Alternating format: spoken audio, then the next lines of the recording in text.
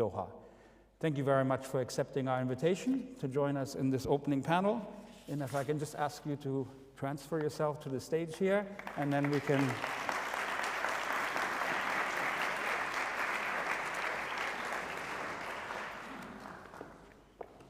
Wonderful to have you. Please. Oh, please, Abdelaziz, I insist.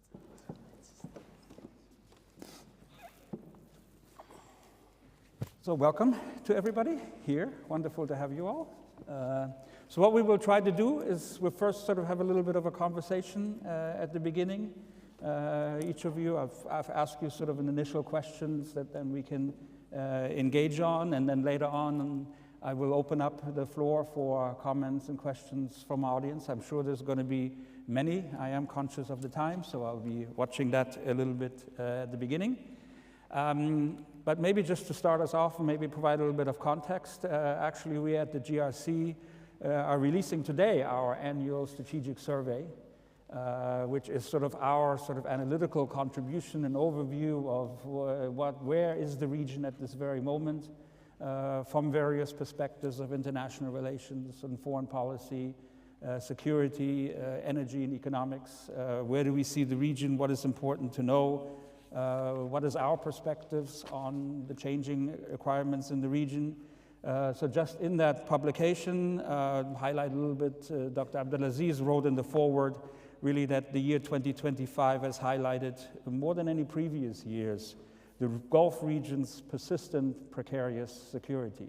And I think we're just coming out of a major crisis, a 12-day war, and which we've actually seen also an attack on Gulf sovereign territory.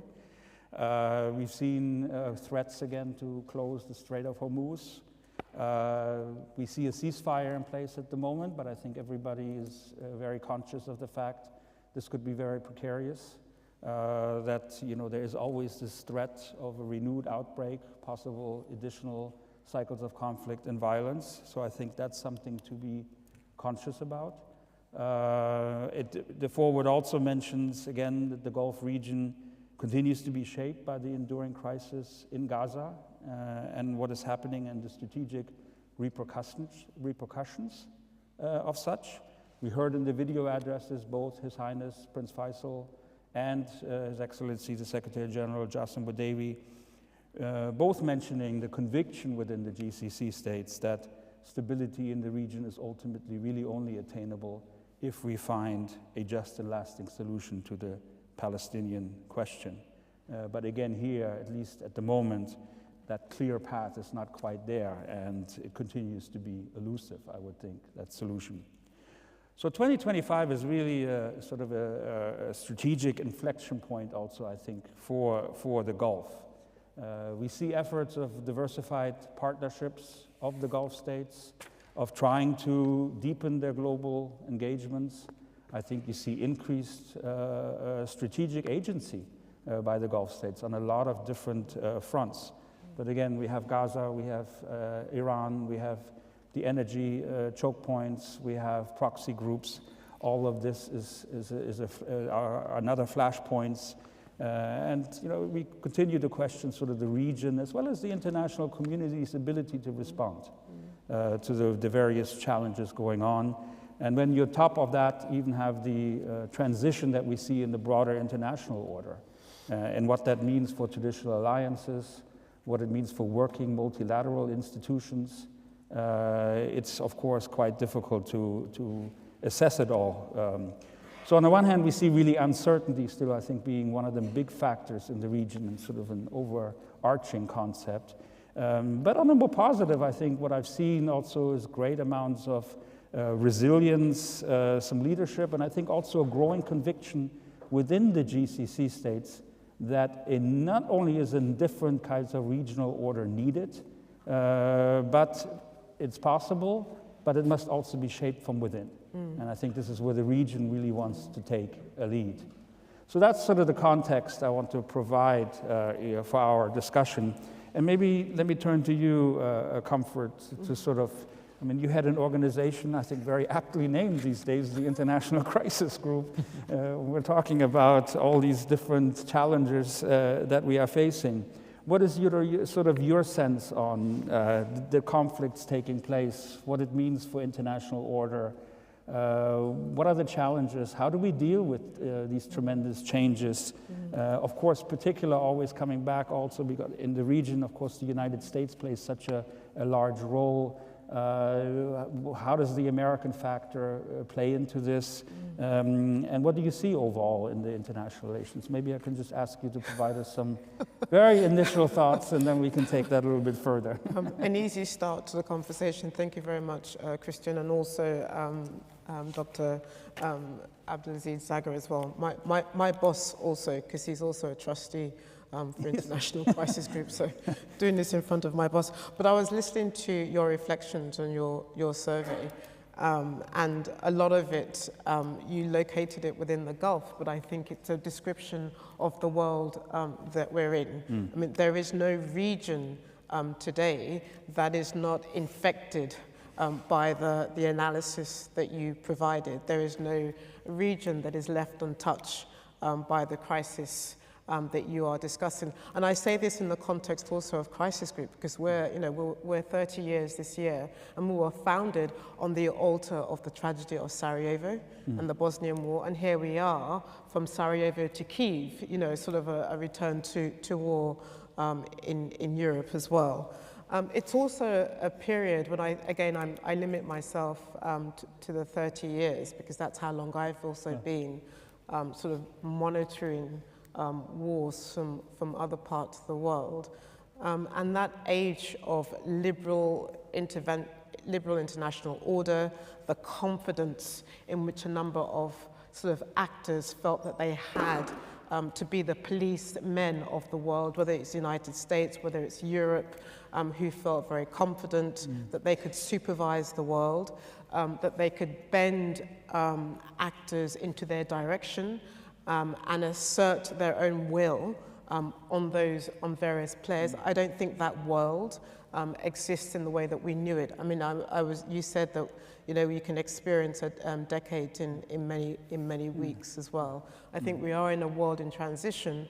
Where it's going to, we don't know, but we're certainly on the verge of closing the old chapter, the old order as well. I think what worries me more than anything else, it's true that wars are rising.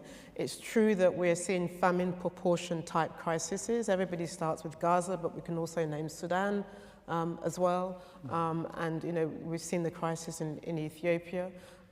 We are seeing the scale of humanitarian crises. What worries me is that the architecture that we used to turn to help find a way out of the crisis, and the leaders that we often used to turn to are no longer either reliable or can be the guarantors as well. So that's what worrying. But I want to pick up on what you said about what could be potentially positive, is in that disorder, is that there are some other actors who are willing or who are showing an appetite, because these conflicts also close to their borders.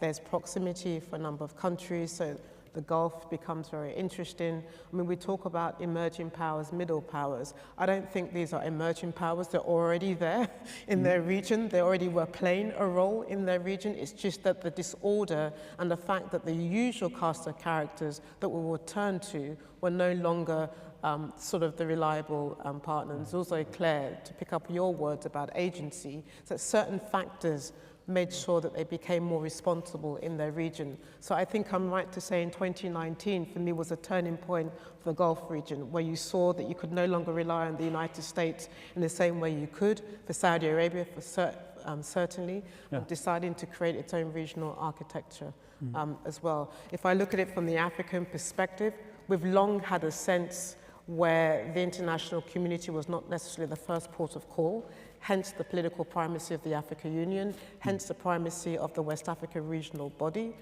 as well.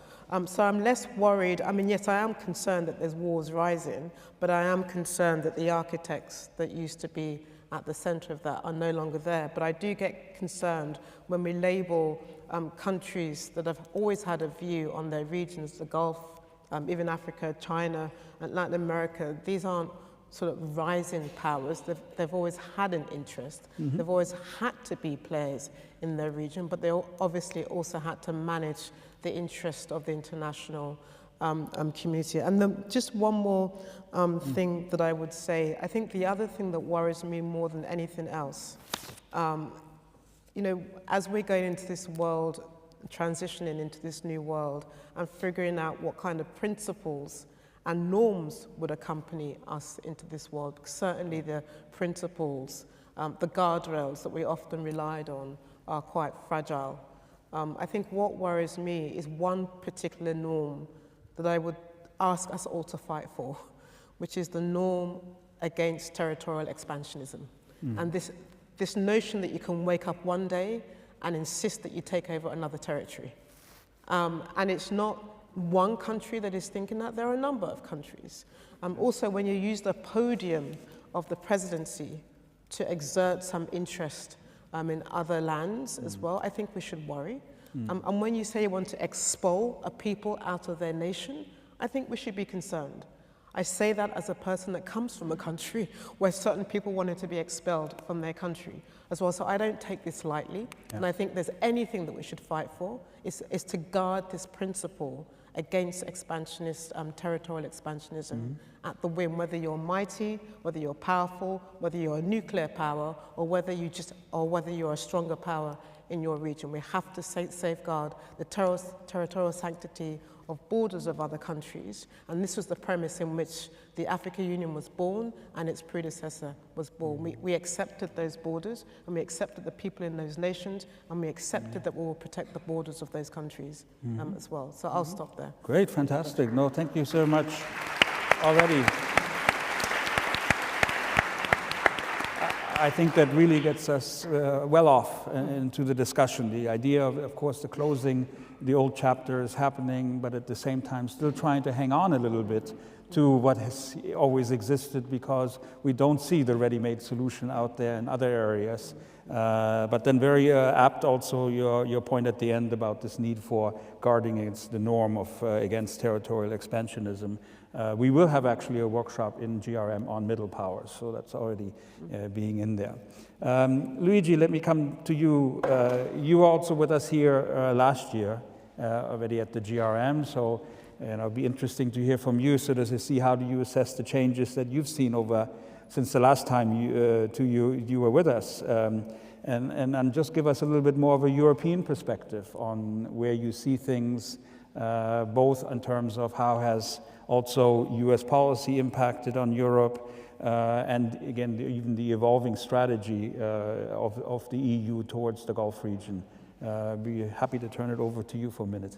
Yes, thank you very much, first of all, for inviting me, and to Abdelaziz and the Gulf Research Center, my congratulations for the 25 years and the 15 years of meetings here. And a great achievement this year was to open the headquarters even in Brussels. That is helping us. Thank you very much, Christian, and all your team. Is helping us a lot as European Union to shape more and more the partnership that we are implementing with the GCC and with the GCC countries.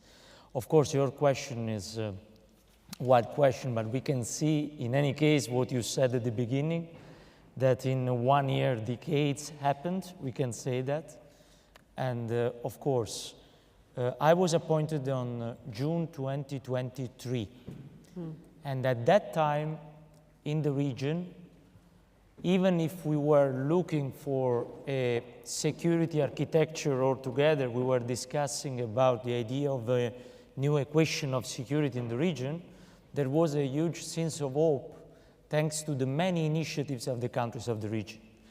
The reapproachment and normalization processes, the unilateral ceasefire in Yemen, the Baghdad Conference, the Alula agreements, the Abraham Accords.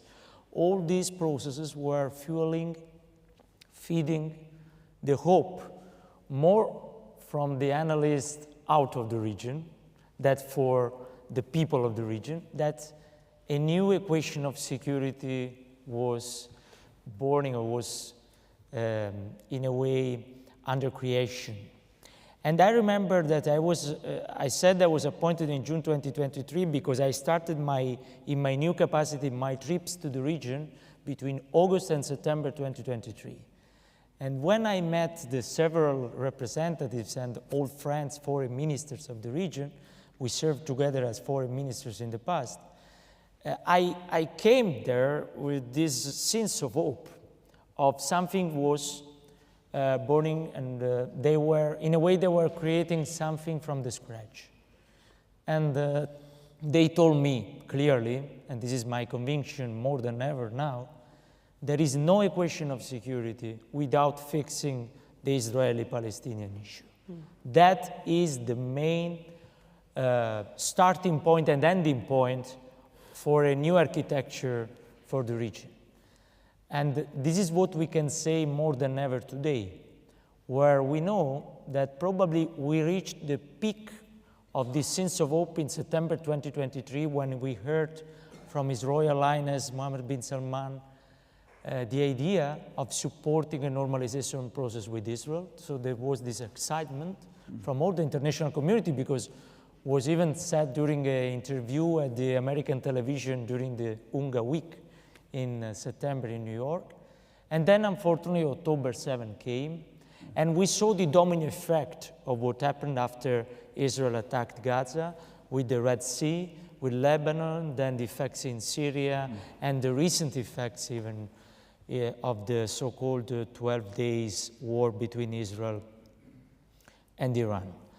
What I can say is, in any case, I keep my optimism, because despite all these challenges, EU and GCC, I would say, recognize each other more and more as partners during this crisis period. And we are continuing to create channels, concrete channels of cooperation, even because, despite the European initiatives, the GCC, they continue to be at the core of the most important mediations and facilitations, not only for the region.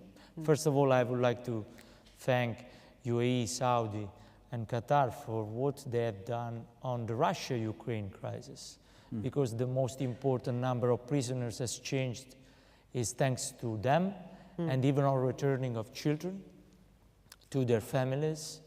And these are, even in my opinion, with many difficulties, confidence-building measures that are able to create first steps for creating confidence between the two parties. But of course, the main mediations and facilitations on Gaza with the Houthis, between Iran and US and so on, are in any case testifying the region-led dynamic of every kind of creation of a new architecture, of a security architecture for the region. This is very important, because when it comes to Iran and the nuclear issue, it's clear that if I look personally now to the JCPOA, at the JCPOA, it's clear that for me it's gold compared to what we have in our hands today.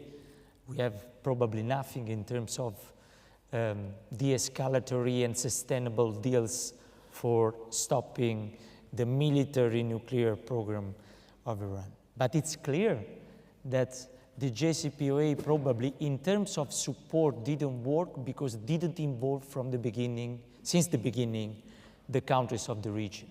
And I remember the debate at the time. I was foreign minister, but before deputy prime minister, when I met my counterparts in the Gulf, it was clear that there was a lack of consensus and support to that plan, because it was made in a way, in a room far away from the region and between, obviously, very important powers, but without the regional support. So now we are probably in a situation that is less than zero, no? We are at the -10 or -20 level, speaking about the Iranian deal. But everything we are going to do in the next weeks or the next months for the Iranian nuclear issue has to be done by E3 or US or under a facilitation, mediation, and initiative of the countries of the region. And the Oman initiative on the US-Iran talks is very welcome, like the Qatari mediation for the ceasefire, and in general, any kind of initiative on that. I would like to add just another thing, and then I stop here for the moment.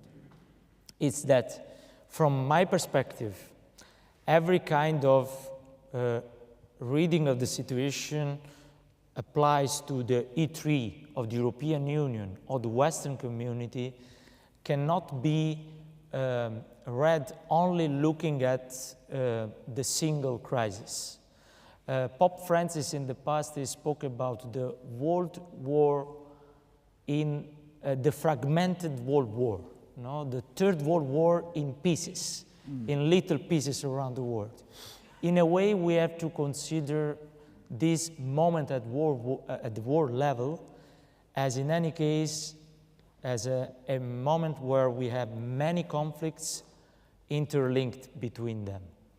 And if we look now at the approach of the Europeans towards Iran, we have to consider, in any case, the positions of the Europeans towards Ukraine and towards Gaza for understanding what are the next steps and what are the red lines and the deadlines. You know that the European Union and the E3 are trying to keep open the channels with Iran after the ceasefire, after the 12 days. Probably in Istanbul there will be a new round of talks very soon during the next days with Iran. And of course you know that there is the snapback issue from the E3 side, that is something that can be used as leverage but can be even a risk because we are very short of time on the in order to have enough dialogue for avoiding the snapback.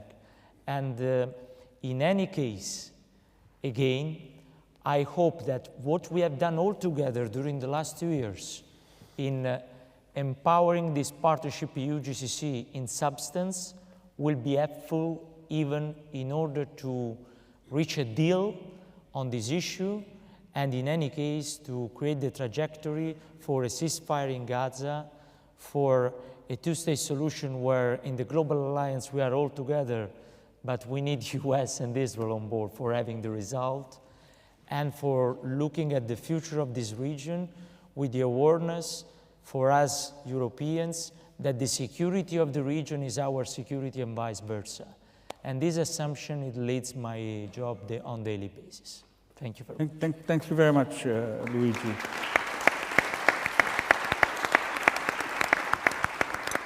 Very clear sort of the interconnectedness and your emphasis on the partnership, which I think is important.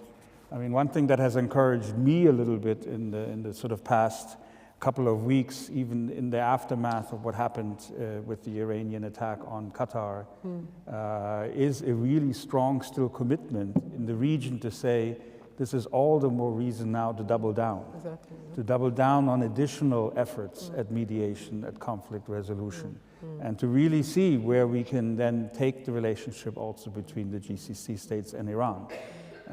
This is not in any way seen as discouraging in a way, but actually a reason to continue on the path that's sort of been started. So let me come to you, Dr. Abdelaziz. It's great, of course, to have you with us, and you've been at the forefront in the GCC in dealing with all the different crises over the past year. So I'd really like to just hear from you a little bit. Where is the GCC perspective on what you see in the region, and maybe focusing a little bit specifically on that relationship with Iran, but also where you see the GCC contributing to trying to play a role in this overall complex environment. Please. Thank you very much. It's great to be here. Congratulations, Abdelaziz and Christian, on 25 years of great work. The GRC has become indispensable to understanding the region and interacting with the rest of the world. So congratulations and thank you very much. Yes, you wanted me to talk about the GCC, but I think Luigi did that, so maybe I should sing the praises of the EU. You can represent the EU here. You can speak on behalf of. But I think we're going to do that tomorrow, hopefully. The way we see the role of the GCC in the region is really to reach regional coherence and regional integration, not only between the GCC member states, but also in the region beyond.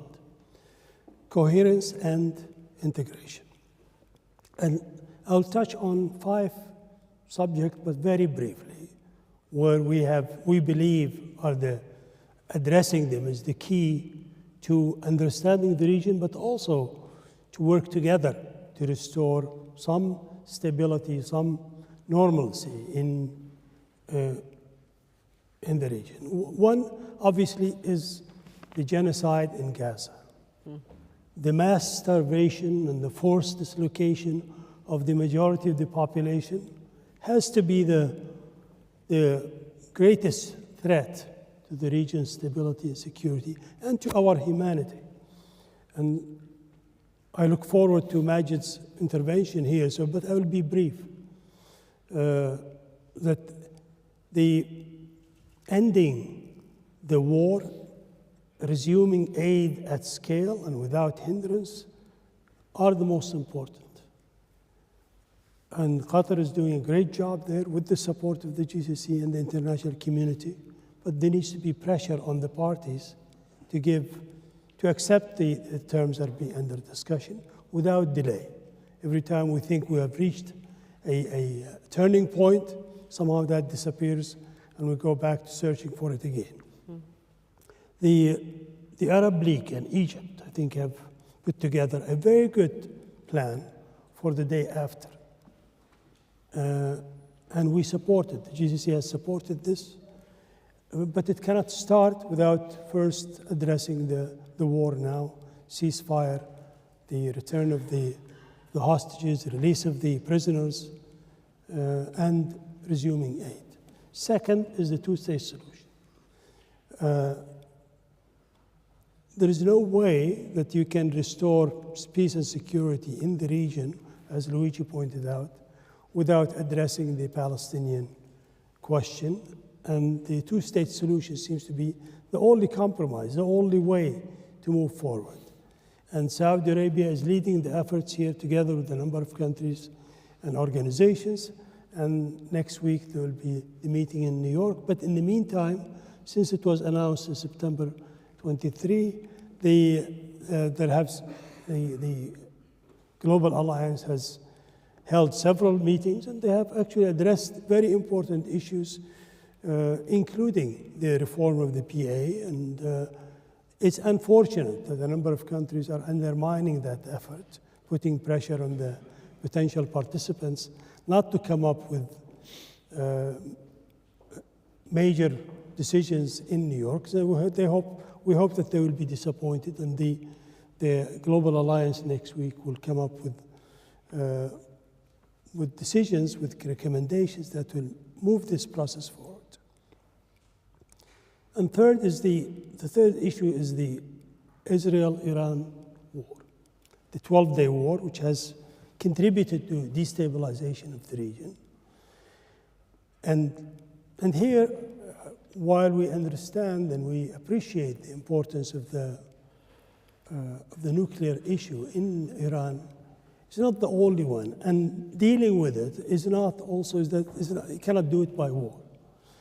At best, from what we understand from the main interlocutors on this issue, that the war, the use of force, will probably delay the program, but it will not end it. And so it's a futile effort, but it has, I think, disrupted the diplomatic efforts that were led by Oman and a number of countries between the United States and Iran. And there were some hopeful signs. Yes, it's true, it was slow, it was not getting to the results quickly, but this is a very complicated issue. We're hoping that the attacks on Iran by Israel and then by the United States have not forever closed the door before negotiations. And there are some hopeful signs now, and we support those, the resumption of those talks facilitated by Oman. There is no other way. to diplomacy to address the threats from Iran's nuclear program. When the attacks happened, we in the GCC, obviously, we were very concerned, and we had many meetings, day and night, on how to first to end this conflict, but also how to deal with any repercussions. And one of them would be the contamination of the waters of the Gulf and of the region from any attacks on the nuclear facilities, which was very alarming. Fortunately, that the contamination has been contained, but we don't know what's going to happen if there is resumption of hostilities. I think it's very likely that there will be a resumption of hostilities, there will be a resumption of Israeli attacks on Iran, unless the current diplomatic efforts succeed in forestalling that. The fourth issue is the threats to maritime security. This is something we're also concerned about. All GCC countries are members of the combined maritime forces, and they lead sometimes the 5 task forces that are attached to it. The EU also has had efforts in that regard. I think all the work that has been done is very good, but it's not been up to the challenges, both in the Red Sea and in the Gulf, the Arabian Sea. And we need to do more. We need to do more in terms of scaling up the efforts, but also in terms of coordinating these efforts, which right now is not being coordinated enough, I think. The Houthis obviously remain to be the major threat to maritime security, but also a resumption of hostilities between Israel and Iran will be even more challenging to maritime security. We need to do more on maritime security. I'm happy that we started to work with the EU on this issue, and perhaps we'll talk about this more. But I think maritime security remains a major threat to peace and security in the region. And finally, I want to say just a few words about Syria. We have embraced the new government in Syria when they came to power on December 8th. December 8th marked an important turning point, not only for Syria, but for the region. Think about it. When on December 7th, Syria was still the main supporter for terrorism and the main supporter of drug trafficking in the region, and for basically every destabilizing organization in our region. It was the conduit between Iran and Lebanon. It was also the place where all the terrorists and other agents met and got support in Syria. December 8th came, and the new government has said that they're determined to return Syria to becoming a more positive force.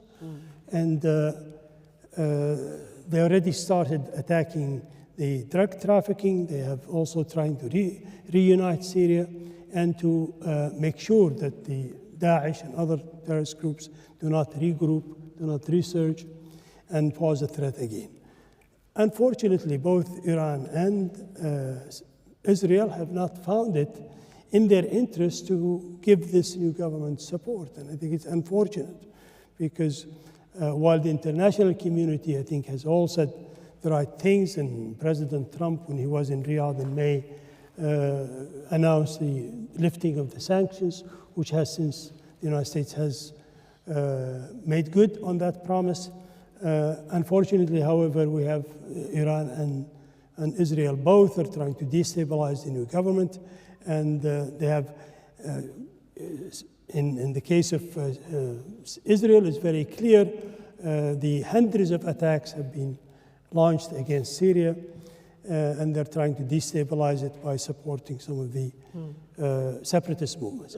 Iran has been speaking with two voices, while the government of the president and foreign minister have all said the right things. I mean, I think more extreme forces in Iran have said otherwise.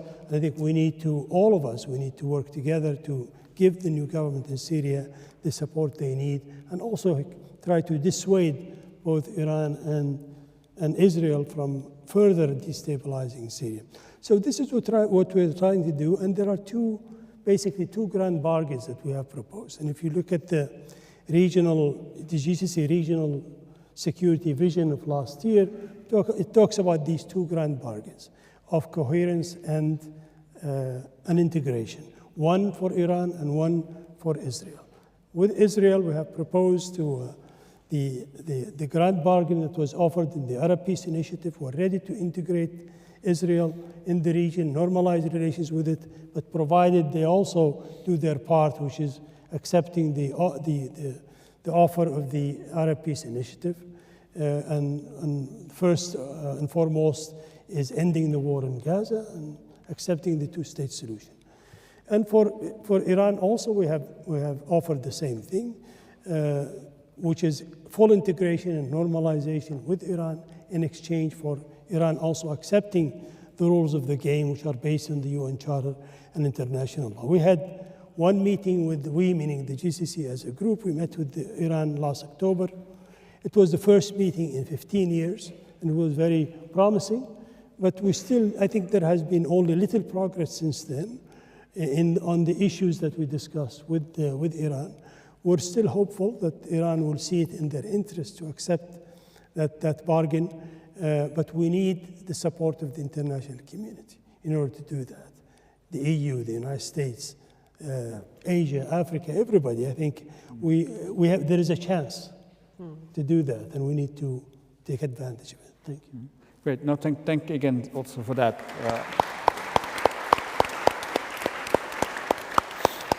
I do think this emphasis on Syria is extremely important, because I think this will have implications again for the region as a whole, and there is again a danger of not being ready to accept the challenge that we see in Syria at the moment. I'm glad you mentioned the GCC regional security vision, because I think it's a very important document actually, in terms it's easy always to sort of say, well, it's too broad, it's too general, it's not specific enough, and what do you do with it ultimately to implement it? But I think the fact that there is this vision out there, it definitely can be used as a point of departure about how to move forward when you're thinking about what comes next. So it's always important to see it that way.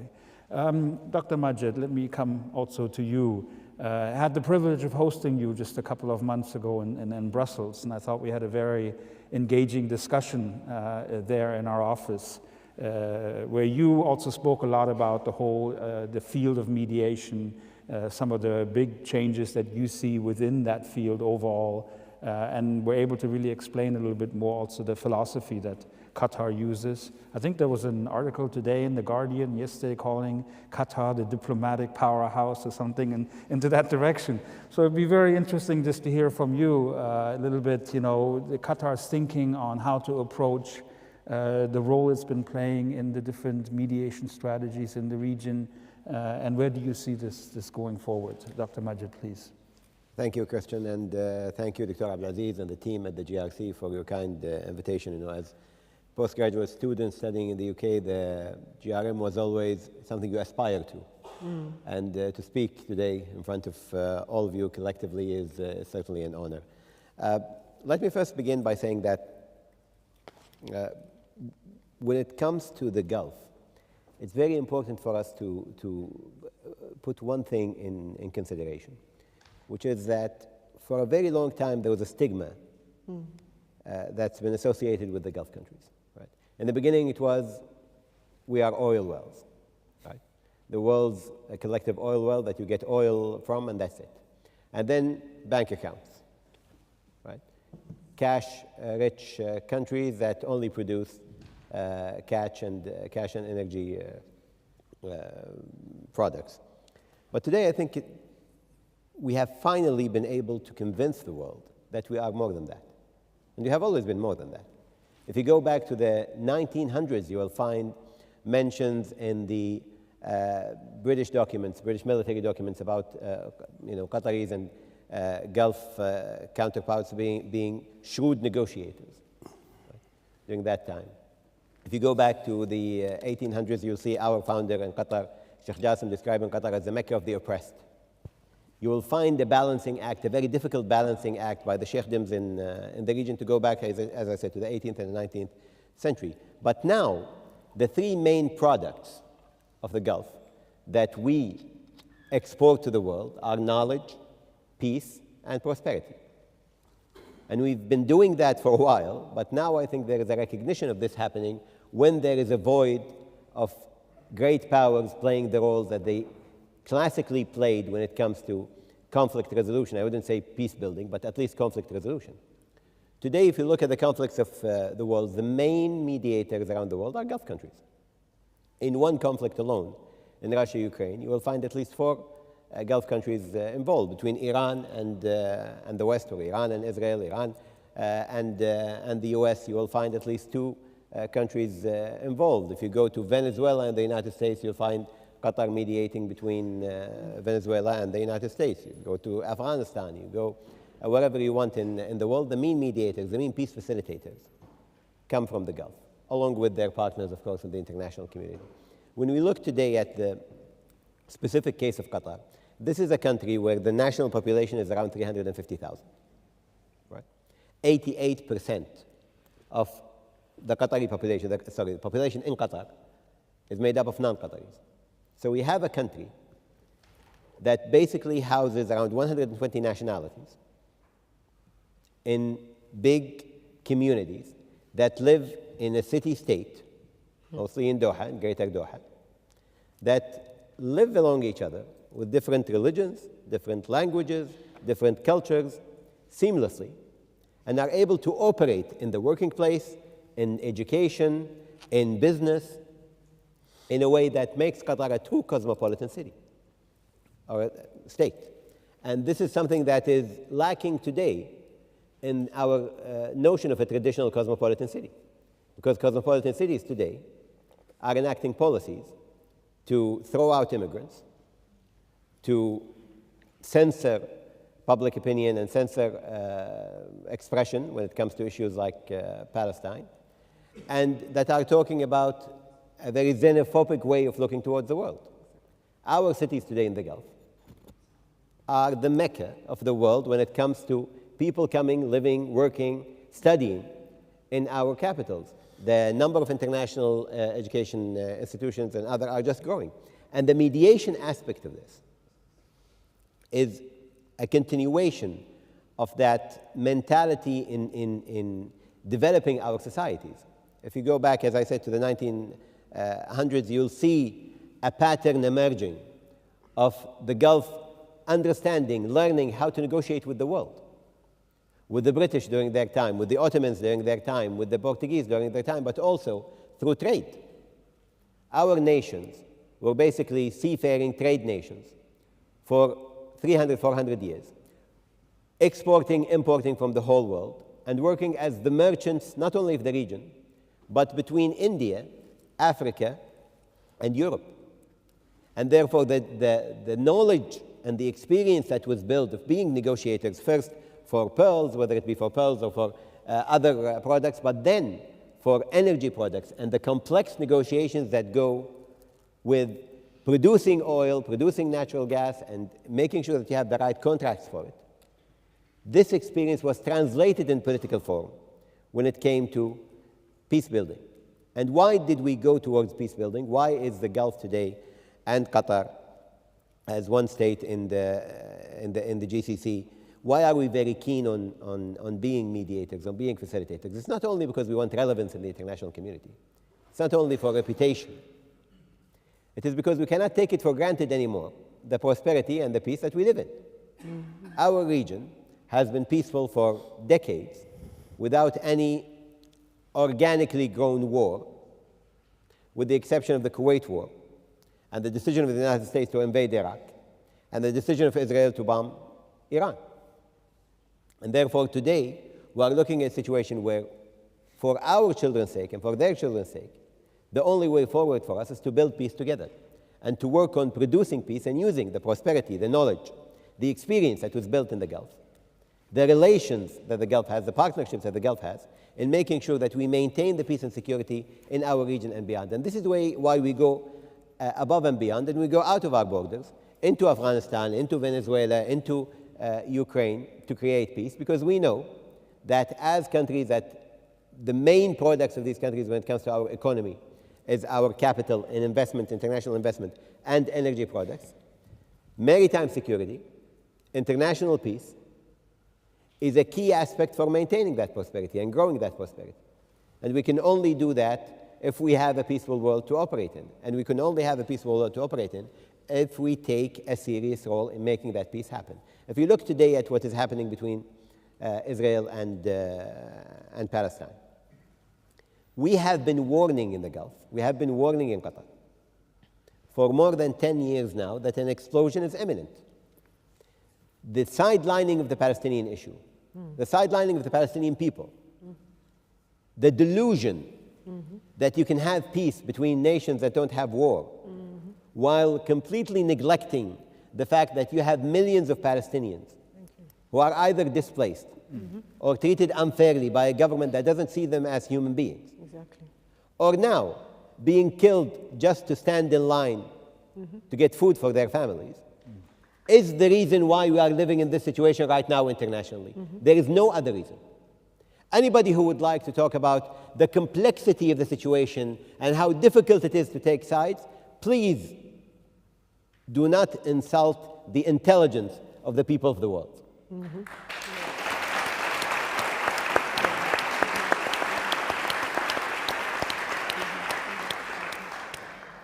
The reckless behavior of an occupying state, not only in its vicinity, but in Lebanon, in Syria, in Yemen, in Iran, brought to the GCC, to the Gulf, for the first time attacks to our borders. My country had to fear for the first time a rocket attack launched at our country because of that reckless behavior. We had for the first time an attack that is less than 200 kilometers away from our offshore facilities in the North Field because of that reckless behavior. And it is only through respecting international law and proving to our citizens and to the people of the world that these international organizations actually work and international law actually works, that is the only way for us to go forward. And the rule-based order that is dissipating in front of our eyes right now, unless we find a way of bringing it back and bring trust in it back, this will not be the end of conflict. And we will not be able to control conflict. What we will be seeing is more conflict around the world as states realize that the stopgaps on conflict have disappeared from the world as a whole. And we are working in the GCC together to make sure that the rule-based order remains the norm of the day. And I think, collectively, we have done so much, and we will continue to do that because we have no other choice.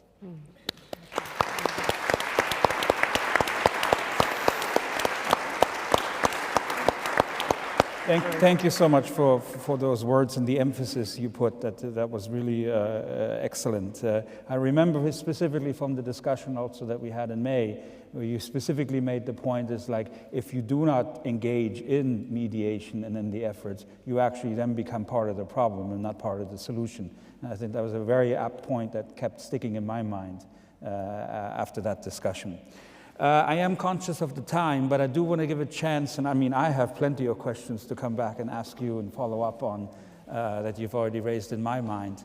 But given the time frame we have, I do want to go to the audience and see if there are a few questions that maybe you want to come in with. I'm going to have to move a little bit out of the light here because I just don't see well who might be raising their hands or who might be coming in. So I'll move over here just very quickly. So do we have somebody who wants to come in with a question or a comment for our panelists? The floor is open if somebody wants to raise an issue. I don't see anybody. There we have. The lady right here. Do we have microphones also? The microphone is coming down. If you can, please just identify yourself so that we know who you are, and keep your question as short and precise as possible so that we can... Sure. So this is Sahar Al-Mizari. I'm a senior presenter and a journalist. Can you hear me? A little bit louder, if you can. So this is Sahar Al-Mizari from Sharq News Bloomberg. I'm a senior journalist and a presenter.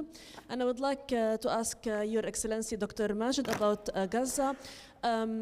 how does Qatar evaluate the effectiveness of Doha talks regarding Gaza, taking into consideration that it's been almost 2 years since October 7? And what about the evacuating the people of Gaza? Is this scenario it's coming back to the news, it's coming back to the story of Gaza again? Do you think Qatar can do anything about this scenario that is supported by US? Thank you. Okay, thank you for that. I think I saw another hand raised up there, the gentleman, and then I see one in the back as well. And I have a question here, sir. A comment. My name is Dr. Amjad, and I'm from Pakistan. I head the Migration Center in Pakistan. My question, I must be very impressed with all the 4 speakers today they brought out. But I think rightly, at the moment, the focus is trying to douse the fire which is lit in Gaza and everywhere else. But my question is this, and the ambassador, His Excellency, brought it forward. The Gulf region is also one which has played a major role by having workers come into their countries, and these people sending back remittances have played a major role, for example, in Pakistan, in many countries, in reducing poverty and getting foreign exchange. Now, with this region becoming explosive, what are your views? Do you think this model will be able to take the strain? Would people be willing to come to a region which is threatened with war? So my question is, how do you see the long-term future of the Gulf region allowing workers from many parts of the world to play an important part in building themselves and building their countries? Thank you. Thank you very much for that question. As a gentleman in the back who had his hand up, if we can go right on the side, up the stairs. Hello, this is Isa Nahari from Independent Arabia. My question to His Excellency Dr. Abdelaziz, there is an assumption that the GCC states sometimes prefer to negotiate bilaterally more than as a bloc. What do you think of that, and what would it take to resolve this? And the second question to the special representative, there is this concern now among Gulfies and Arabs that Israel is bombing everywhere. How does the EU stand and position itself in terms of that? Thank you. Excellent question there at the end. I have a gentleman up here. If we can just get the microphone to come. And then I'll take one more after that and then return to our panel.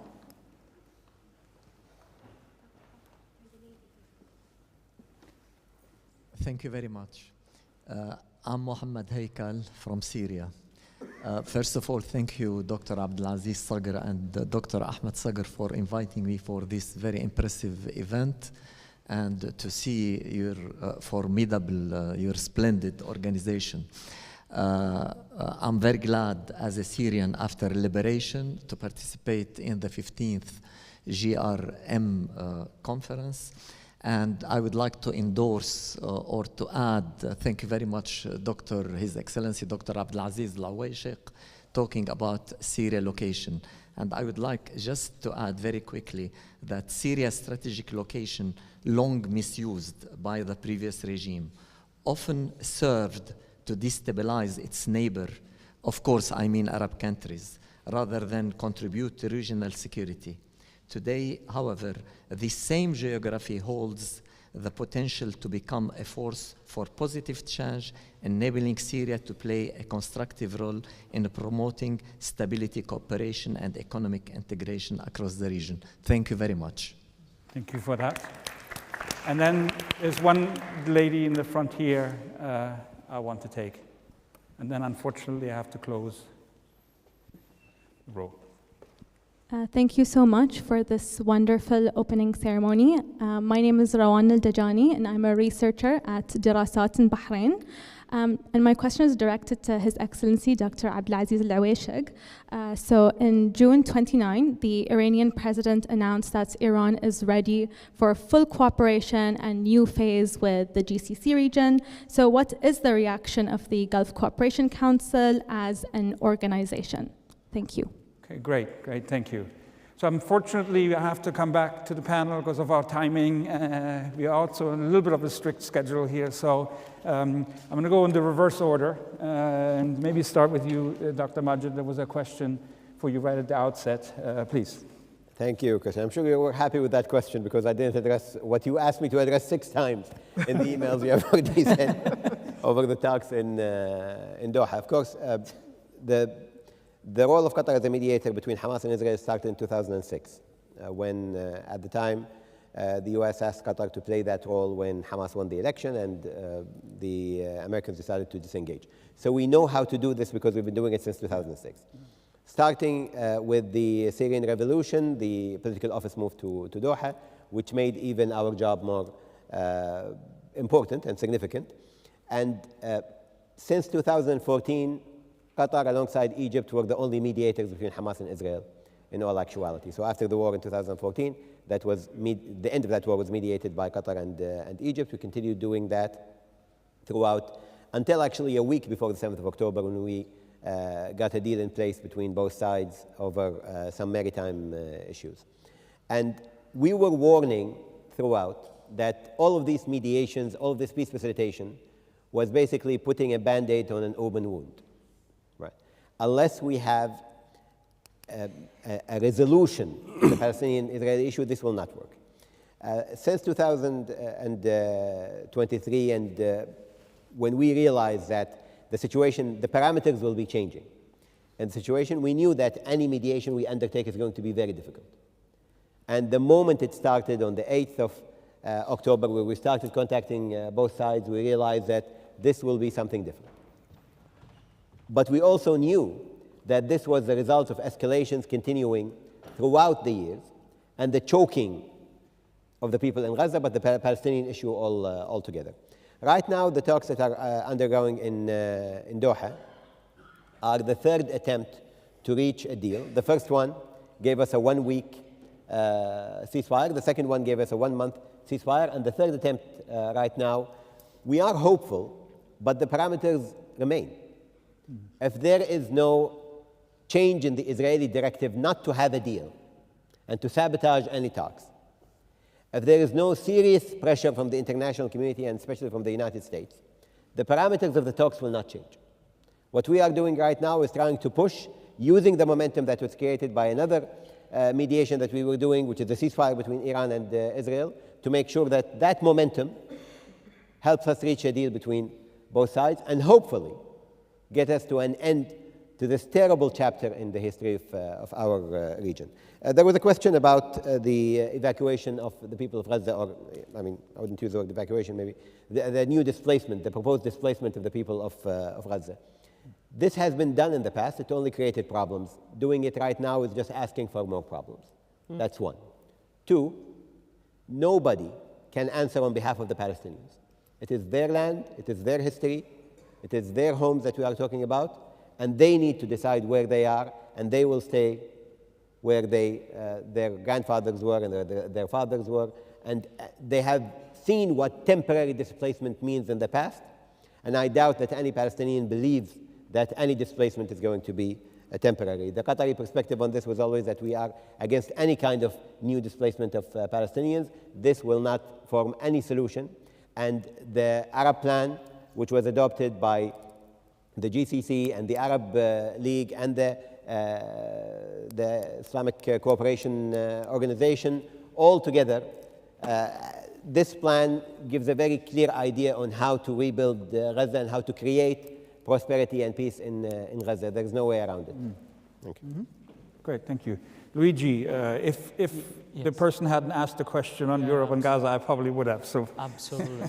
If we look at the current situation, not only in the Middle East, but let's use the opportunity to answer the question on the Israel behaves towards the entire region, we can say that not only because of Israel, but mainly because of that, we can say that unpredictability is becoming more and more the normal, and even looking at the decision taken on during the 12 days of the war between Iran and Israel, it's clear that we have an unpredictable Israel on many fronts, an unpredictable Iran, because we saw the first ever attack from the Iranian soil towards the GCC soil, and my solidarity and condemnation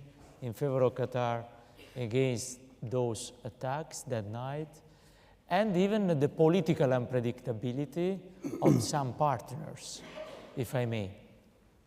So, because of this unpredictability, the real risk we can say that are victims or very sick are three important values. First of all, in my opinion, the multilateralism, the idea of fixing the problems with the weapons and with the force is becoming more and more sexy than the diplomacy and the multilateralism. And this is terrible, and we are probably here the last romantic about the idea that we can fix the problem with the diplomacy instead of the weapons, of the military solution. The second point is, of course, the sovereignty. I don't want to say he's a victim because I hope that he's still alive as point of reference of our international order, but it's not in a very good shape. Sovereignty of the countries, it's something that is coming more and more at the core of our discussion, and it doesn't apply only the countries, but when we look at other values, similar values like the freedom of navigation, we were speaking about maritime security. I'm very happy that the European Union decided to deploy this maritime mission in the Red Sea called Aspides, but I'm even more happy of seeing countries like Saudi, on the Saudi case, Saudi Arabia, the Saudi Navy, or Oman giving logistics to this mission, cooperating with us and working all together for defending the freedom of navigation. And Dartmouth's point issue came again at the core of the discussion on top of the priorities during the 12 days war. And finally, sovereignty, multilateralism, and as Dr. Abdelaziz said, I totally agree with him, a military solution on the nuclear plan in Iran can delay the nuclear plan, but we cannot be sure of fixing the issue, that is the non-proliferation on the nuclear plans of every country. Of course, we know that now, after that military intervention from Israel and US then, we know that now even the Atomic Agency is not allowed to exercise the power of inspection and control on the nuclear plan of enrichment in Iran.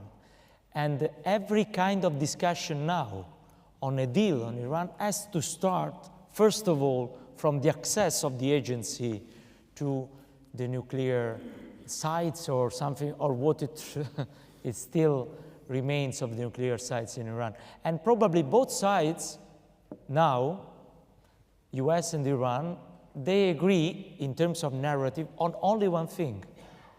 The uranium has been destroyed. Why you are asking now for new inspections or something like that?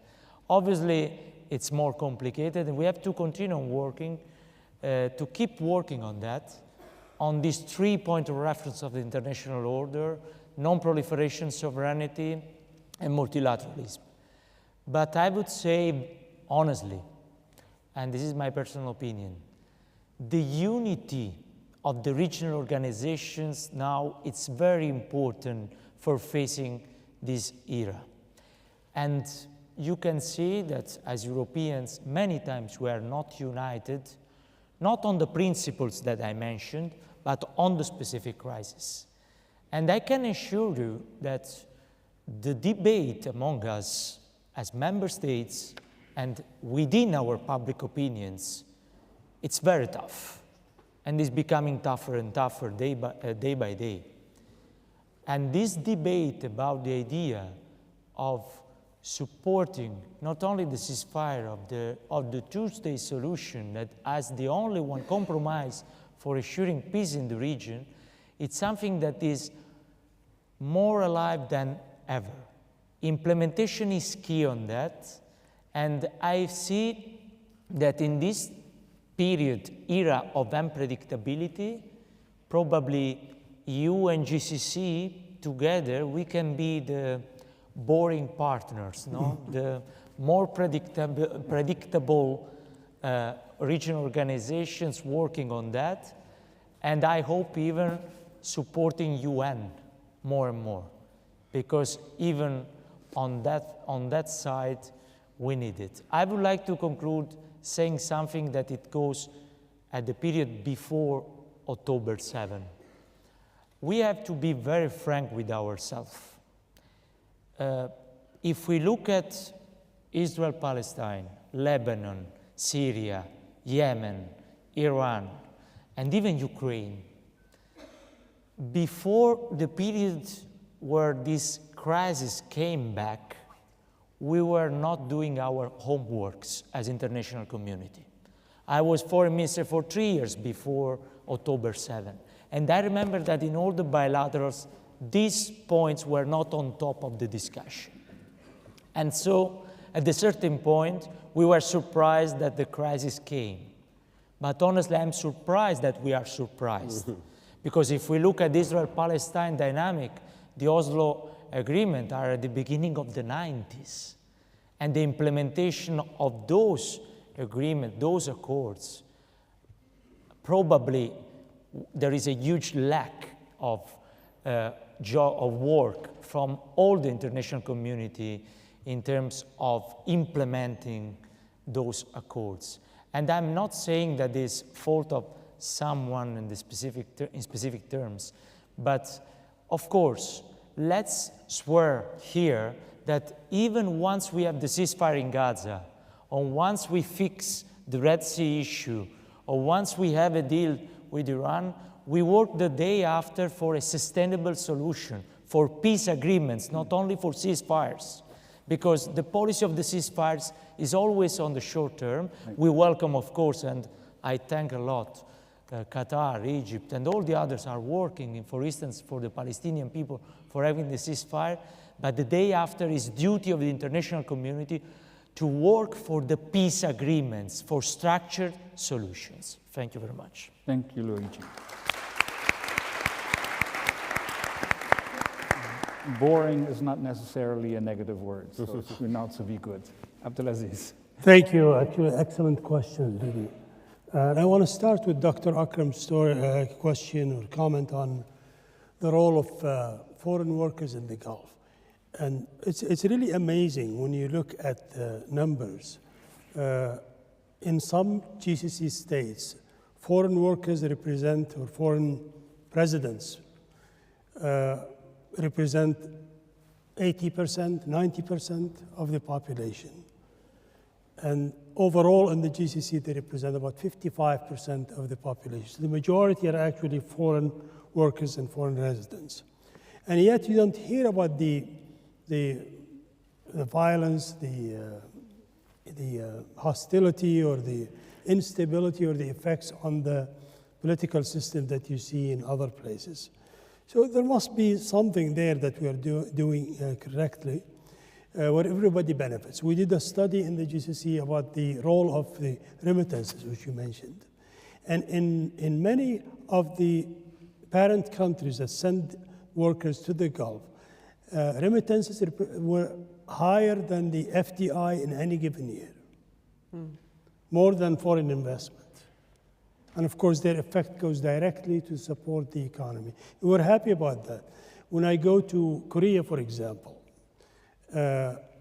for gatherings like this, I'm approached by Koreans who worked in the Gulf in the 70s.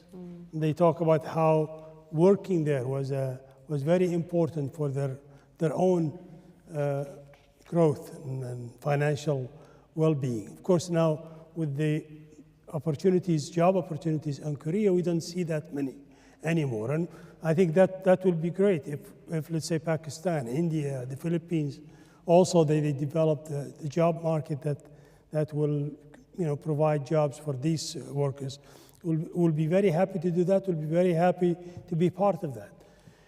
Now, whether this model is sustainable, you hear a lot of questions within the Gulf that this cannot be sustained. It will have negative impact on all kinds of things. But so far, none of that has materialized. So I think as long as the economy is growing in the Gulf at a pace that's greater than the ability of the labor market within these countries is able to provide, I think we will continue to rely on foreign workers. Maybe artificial intelligence and automation will reduce the need for some of those jobs, but I think we'll continue to see that for a long time to come. The composition may change of the foreign workers, but I think it will continue. On Syria, I fully support what Mohammed said about Syria, and I think obviously Syria needs help in meeting several challenges. One of them is restoring its authority in the northeast. And I think here really the burden is on the United States and Turkey to work out an accommodation for their concerns there. The United States for their support of the Kurds.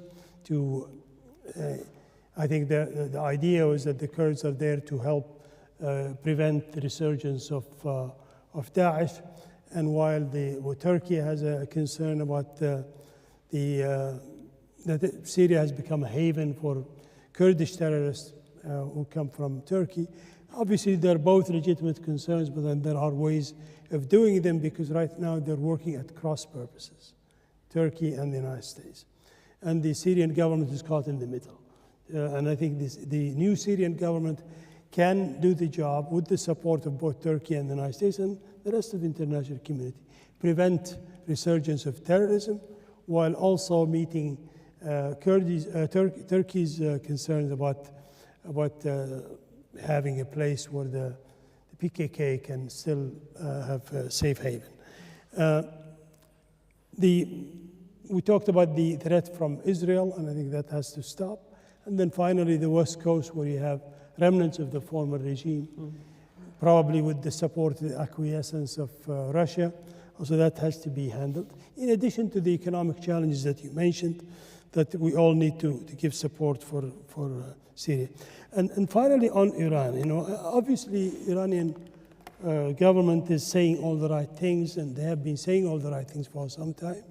And over the years, we have tried to test that, whether that represents also the real intentions and the real desires of the Iranian system, not just the government or the foreign minister.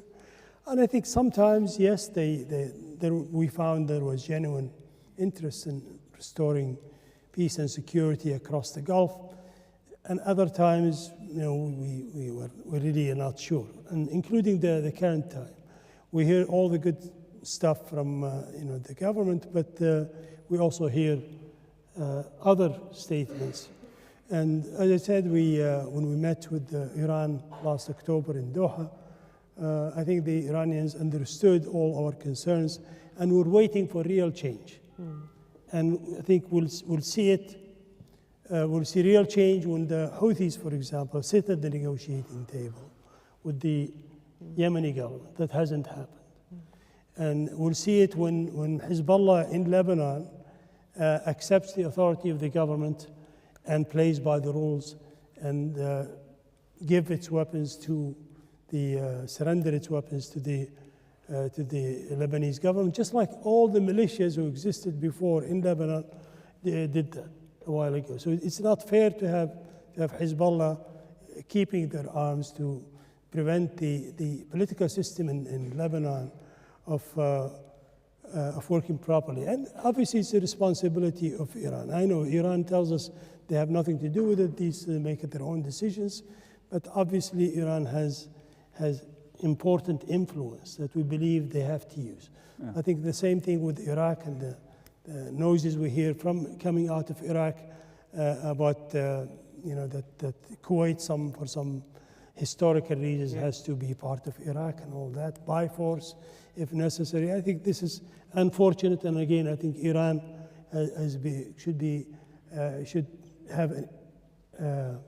should have a word with these militias that receive their support from Iran to stop this and allow Iraq and the rest of the GCC to integrate and to have the kind of things that we would like and we believe that Iraq would like, but they're prevented. These efforts are prevented from having the desired effect because of these noises we hear coming from Iraq. Thanks, great. Comfort, you started us off. Yeah. A lot of interesting debate since then, please. Yeah, no, there's a lot that's unpredictable, but there's a lot that is predictable as well. And we can already forecast, because of the huge debate about how far we've gone with damaging Iran's nuclear capacity, we can always predict that those who doubt it and those who want to finish the business, there's another day in which they're going to come as well. You can almost predict which month a new round of bombing is going to happen in Iran. So I think it really is very important also that there has to be real thinking to prevent that as well. Because the business is not over. There is a real pressure to finish the business in Iran, and the damage also to the region will be sort of hard to sort of forecast as well. So I think it's often easy to say we're in an unpredictable world, but there's certain scripts that you can read, unfortunately, into the future. Luigi, I'm glad you mentioned Europe also, because I think Europe also has to answer a number of questions about the disunity, but also about the double standards that you've taken about the value of one particular life over another particular life. I think that's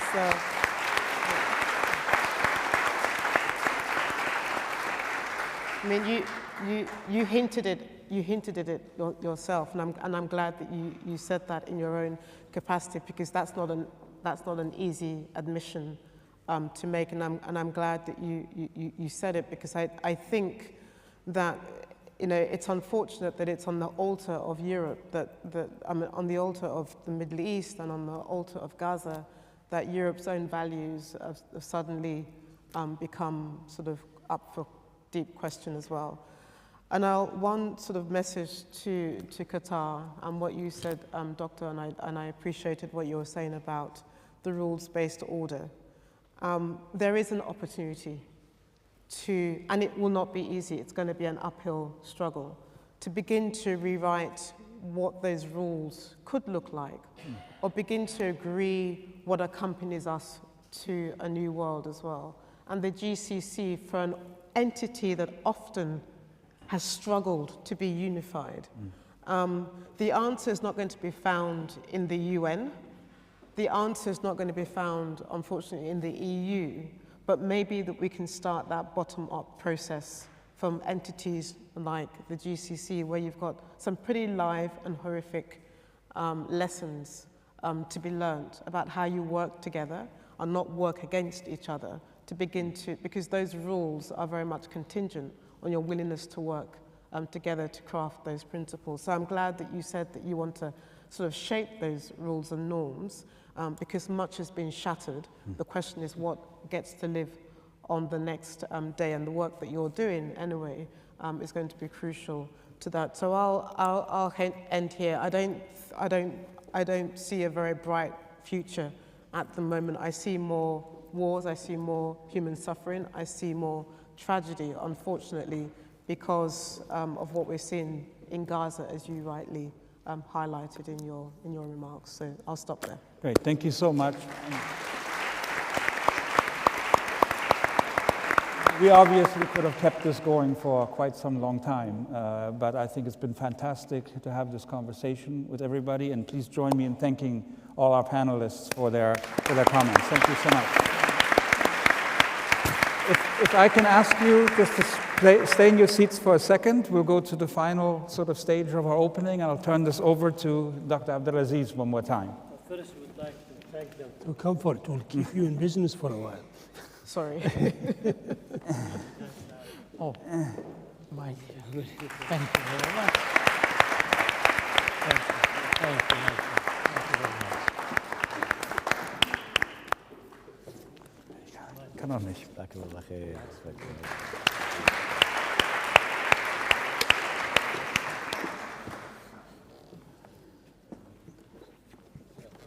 Thank you.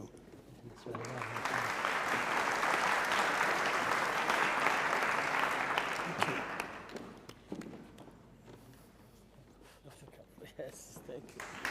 Thank you. Thank you. They will take it from you. Okay. I think you can take it.